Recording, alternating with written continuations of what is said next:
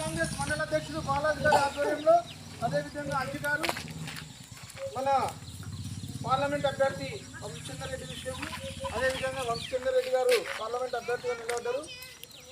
ఈరోజు తెలంగాణ రాష్ట్రంలో కాంగ్రెస్ పార్టీ అధికారంలో వచ్చింది. అధికారంలో వచ్చిన వెంటనే మన రాష్ట్ర ముఖ్యమంత్రి రేవంత్ అన్న గారు ప్రతి మహిళకు ఈరోజు ఆధార్ కార్డు తీసుకొని బస్సులో ఉచిత ప్రయాణం చేయడం జరుగుతుంది. దాంతోపాటు ఆరోగ్యశ్రీ కార్డు కింద 10 లక్షల రూపాయలు మహిళలకు ఎవరైనా హాస్పిటల్కి వెళ్తే ఆరోగ్యశ్రీ కింద 10 లక్షల వరకు ఉచిత వైద్యం కూడా జరిపించడం జరుగుతుంది.